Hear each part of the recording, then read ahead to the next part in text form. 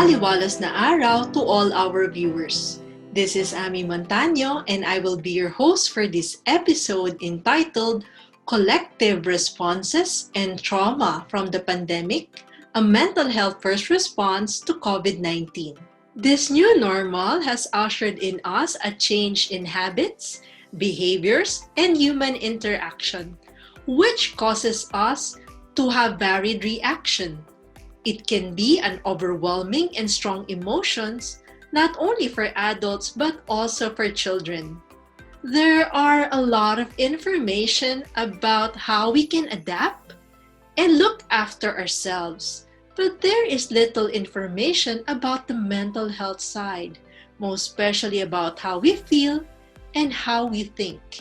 In this episode, our guests will help us understand the psychological and emotional reactions as well as simple strategies and resources to help us cope as one. Our guest for this episode is Dr. Art Tolentino. He graduated MA in Marriage and Family Therapy at George Fox University and PhD in Family Psychology at Capella University. He is the founder and clinical director of Pathways Mental Health Services in Washington, USA.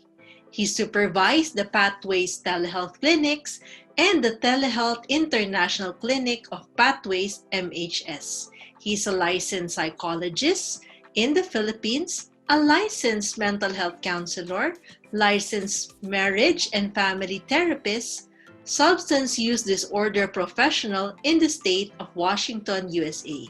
He is the founder and program developer of Mental Health First Response. MHFR or Mental Health First Responder is a copyrighted program since 2018. Maaliwalas na araw, Doc Art! Maaliwalas na araw sa iyo, Amy, and to all your viewers. For today, I'm going to discuss about what is mental health and how is mental health is being affected during this time of pandemic. The contents of my presentation are as follows. The very first one I'm going to discuss is the collective responses and collective trauma that we have from the pandemic. The second one will be the common mental health disorders due to pandemic or COVID-19. The third one will be the mental health first response to COVID-19. The next one will be some of the practical tips that we could use, like learning ABC. Of course, I will explain that later on. It's not the typical ABC that the kindergartens learn during their first year of entering school. And hopefully, if we have time, we can answer some question if there's any. When I talk about collective responses, what I mean is that during this time of pandemic, there are things that happening not only with us, but to a lot of people. As I said, not only in the Philippines, but also around the world. Collective responses mean, and it happens when there's a community tragedy or in a more larger context, if it is like a disaster or a crisis or a calamity. About last year, about this time of the year or sometimes later, the Al volcano erupted, and the neighboring vicinity of the Al volcano were fairly affected by that. A lot of people that living close to Taal volcano, they have collective responses. Some of them are fearful.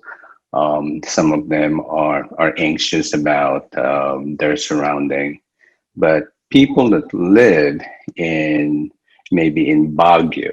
It's a little bit different because they're far away from where Taal is.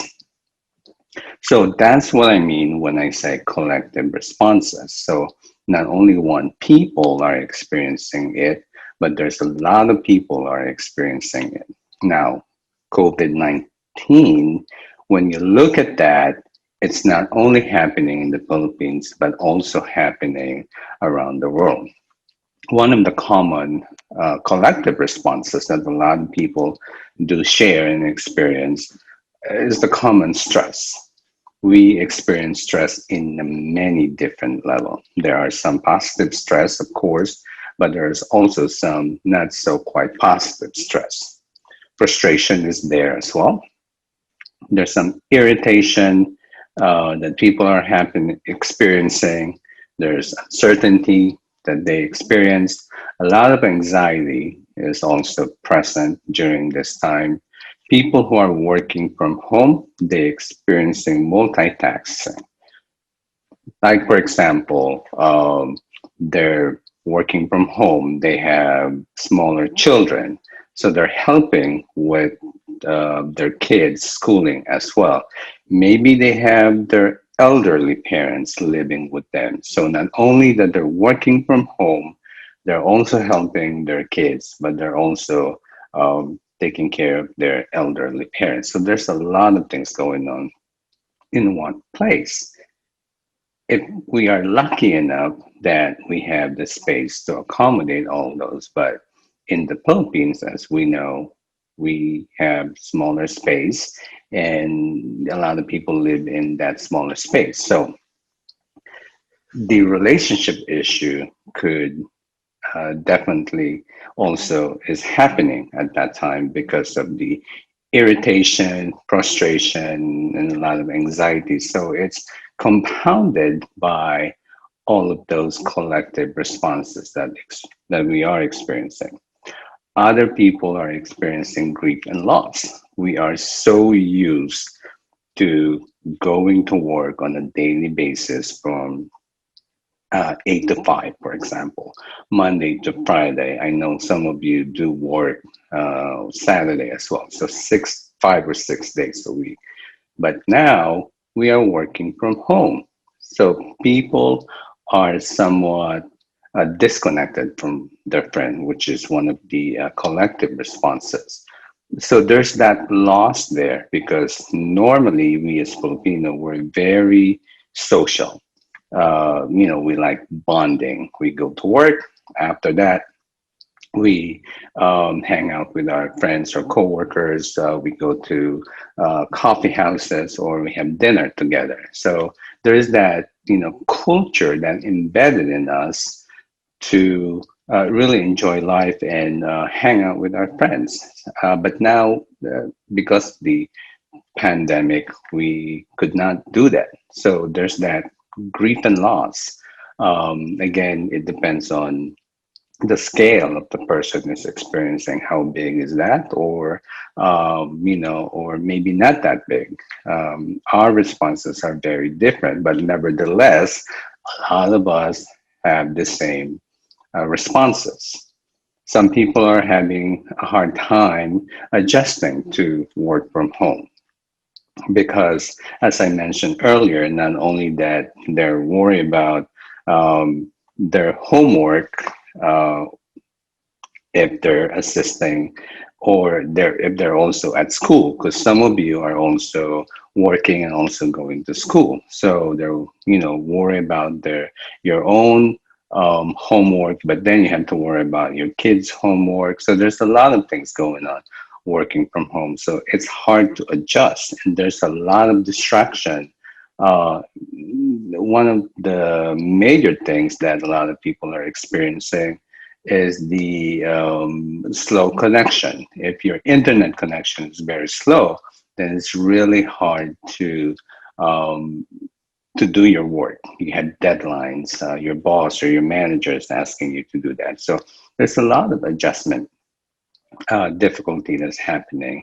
As I mentioned, we feel disconnected uh, from our friends, and because of the compounding um, responses and pressure that we're experiencing, we end up lashing out sometimes with our significant other. So, collective responses happen when there's crisis or natural calamity. For us today, it is the COVID-19, unfortunately, is in the midst of us. When all of those things, the collective responses are happening, sometimes we experience trauma because of the amount of the different pressure, the compounding pressure that we're experiencing. Sometimes people experience trauma.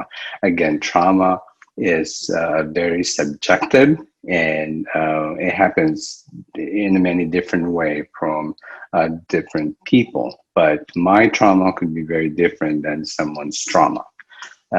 Like, for example, if you end up being quarantined by yourself, you live, because you work in Manila, you live in Manila, and most of your family are, let's say, back in the province. And on the weekend, you normally go home. But because, the COVID-19 hits, you end up stuck at home. So you feel isolated. Sometimes that, bring a lot of traumatic experience to a lot of people. People are afraid to go out because they might catch the virus, and either they're gonna get sick or they might end up dying. And there are some people that end up dying, that end up catching the COVID-19. So there's that collective trauma as well that we experience from the pandemic. When a lot of relationship issues are happening inside the home, one of the common mental health disorder that could possibly arise is the adjustment disorder. I mentioned earlier that some of the collective responses are the difficulty adjusting to work from home. Adjustment disorder is a very common mental health disorder diagnosis. It normally happen within the 3 months. So guess what? COVID has been with us in what normally January, but it hit us right around March, April, May, June, July, August, September, October. So it's actually, more than 6 months and more than 3 months for sure. And with that, there's a lot of impairment that's happening to our social dimension and also our occupational dimension, and sometimes the other areas of our functioning. So when that affected, then a diagnosis of mental health, specifically adjustment disorder, is it's something that a psychologist or counselor could be um, diagnosed to a particular person. When some of those stresses and irritability and frustration happening at home, relationship distress could also happen and could also be diagnosed. Some people think, is that really a mental health disorder? It's not the same like depression, anxiety, bipolar illness, but yes, it does exist in the DSM-5, which is the Diagnostic and Statistical Manual of Mental Disorder that psychologists or counselors use to help them derive a diagnosis. And definitely relationship distress with spouse or significant other is very common during this time. Of course, when parent and their significant other are arguing, there's a lot of tension at home. So high expressed emotion level within the family also happen, and that is something that could also be a focus of clinical attention. Other mental health concern could arise will be the parent-child relationship problem that could happen because more and more a lot of parents are at home and trying to assist their children with their schooling and online schooling. Of course, we're all at home, small spaces. Sibling relational problem could also happen. And it's a normal thing. It's already happening, but because of the added stress, then it exacerbated, meaning it kind of make it more somewhat severe uh, if there is a relational or sibling relational problem already existed. If the parents continue to argue or have a relationship distress, obviously the child will be affected by that relationship distress because the child lived at that home. They hear it, especially if it is every day or day in and day out. And if it is only happening once in a while, then that possibly okay. But if it is happening every day, more than once a day, then that is something that we should be addressing.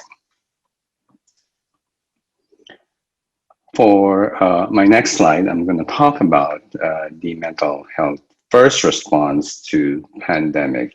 It's mental health first response. It's a training program that we teach either face to face when we could. Nowadays, of course, we're not able to do that because of the pandemic. But we also have the online course. But in that training program, we normally teach adults to learn our model in order to help someone, either their friend, coworker, or their loved one. So we have this model of core skill, we call it as estimate. That is really an acronym. So ESTIMATE. Estimate. So the very first thing is E. So E is to evaluate what's going on with that person. In order to help that person, we need to know what's going on with that person. So, we talk to that person, we find out what they're thinking, what they're feeling because of this current pandemic. The second thing is screen. So we are screening some of the things. Again, if there's additional thing that they're doing, maybe because of their anxiety or some of their stress, they end up drinking. So we are screening for either how they're coping or some other things that they're doing that make their current situation worse, but hopefully not. We're screening for how they are coping. The third one is thinking of their safety. If the person continued to drink as a way of their coping, for example, then that could again exacerbate their relationship issue. Then the person is drunk at home, and then it's a lot easier to end up having a fight again with significant others. So it adds into the current stress already that is present at home. So we need to kind of think about their safety as well and safety of other people. And normally in the training, we also worry about or address the safety of the mental health first responder. But I would skip that for this brief talk, but normally we would talk about that. Then the fourth one is I, which is intervene. Intervene means helping that person to have a different perspective or intervening, helping the person in a way that is common sense. So if you are trying to intervene to that person because they're feeling kind of down, or anxious and does not have a whole lot of outlet, you're not going to encourage that person to sign up for a $5,000 or I mean pesos gym membership. There are other things that he or she could do that doesn't cost money. So the intervention has to be very specific to the person that you're trying to help or assist, but it has to be also realistic. The next one is if you're really concerned about this person's mental health or condition, in our model, we would ask you to make a referral to a higher level of care, making a referral to higher level of care, meaning, they might need to end up seeing a psychologist, or they might need to end up seeing a counselor, or maybe they're in the verge of possibly losing their job. So you might need to refer them to a career counselor. So again, based on the specific issue that the person, your friend, coworker, or even your significant other, whatever that issue that they're presenting to you, it has to be based on that. So making a referral based on the issue at hand. You would ask for their support system. If you are talking to your friend or your coworker, ask them for their other support network. I'm sure you're not the only one. It could be their other friend from college, or their neighbor. So it is really important to ask for those support systems, just in case there are other immediate crisis that we need to take care of, because those people who could possibly live nearby will be our ally in terms of helping this person. But make sure that you do ask their support network and encourage them to talk um, to their support system, either by chat, or FaceTime, whatever that means. We have to link them back to their support system.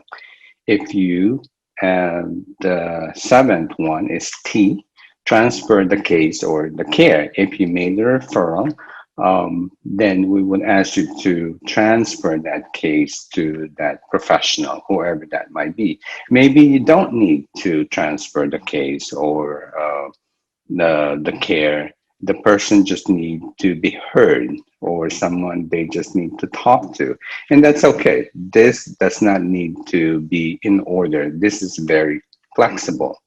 The last one is E. You would encourage that person to do some self-care. As I said, they don't need to join the gym. Maybe they just need to walk around their neighborhood if it is allowed. If they live in a condo, maybe there's a rooftop that they could walk around there, still practicing social or physical distancing. Maybe they could just do a sit up, or do meditation in their house. So there's a lot of things that we can do in order to take care of ourselves without going out or without spending a whole lot of money. So those are some of the things that a person would learn if they attended their program.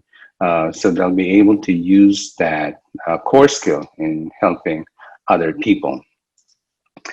Practical tips that I'm going to share, in addition to the mental health first response estimate core skill model, is learning the ABCD, which is the hallmark of the cognitive behavioral therapy, one of the intervention and model that either a counselor or psychologist would use in counseling or therapy.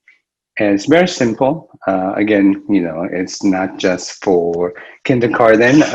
A is for activating events. B is for our belief system.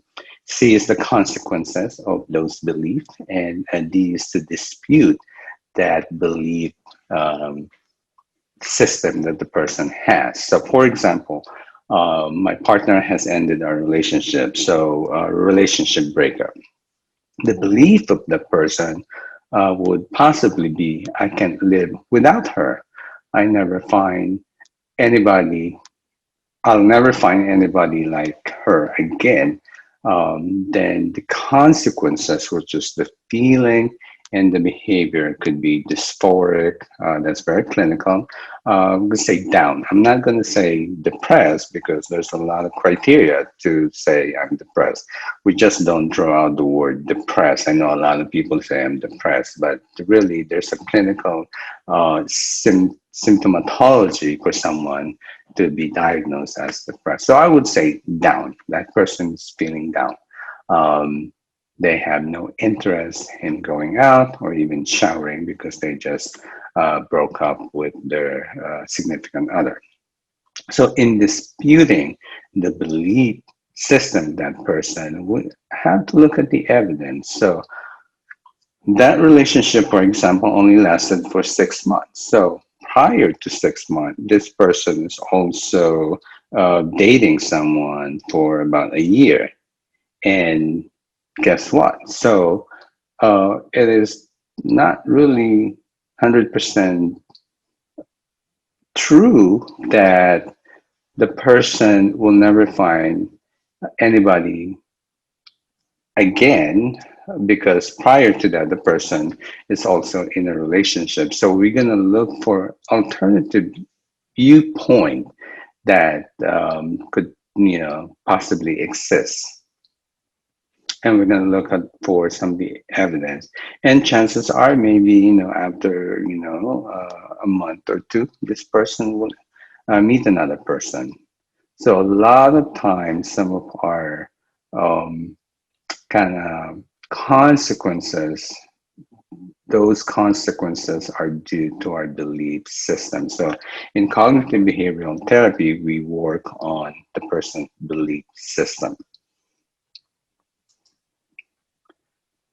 So the last slide that I'm going to share is some of the what are some of the resources available out there. So the very first one is to reach out to your trusted person or support person. So you know who your support or trusted person are. I would encourage you to reach out to them. Number two is to conduct a family meeting. If you're having a hard time adjusting at home because your other maybe brother or sister or your parents are kind of going about their daily routine and forget that you're still working at home. So maybe conduct a family meeting and let them know what's important to you and what you need to do to accomplish that. Having a family meeting will be very helpful in kind of resolving those issues so that it doesn't become bigger. Number three, Mental Health First Respond has a self-referral online emotional or peer support program. So anyone could self-refer, and we will match them with a volunteer who are trained with the MHFR program, and that person is going to contact that person who self-referred, and the volunteer will provide an emotional support. And last one is if there's any telehealth um, out there. Again, MHFR has a telehealth component. If the person deem needing a higher level of care, then the volunteer in working collaboratively with the person needing assistance, they will refer them to a higher level of care. There are, of course, it's a different contract. We have different providers for that, licensed counselor, licensed psychologist. We also have psychologists in training who could take care of the higher level of care need of the person, especially if it is going to be an ongoing therapy or counseling. Um, I think that's pretty much it. I appreciate everyone's um, time for listening, and it is my pleasure to be here. Doc Art, thank you so much for sharing with us your time and expertise, most especially providing us with tips and available resources within our reach. To our dear viewers, to know more about their telehealth, emotional and peer support, and MHFR training, you may check their website at www.mhfirstresponse.org. Any message, Doc Art? Again, thank you for inviting me. And as a last word, if you are needing assistance in terms of mental health care, please do reach out there is no shame in reaching out and having a mental health consultation.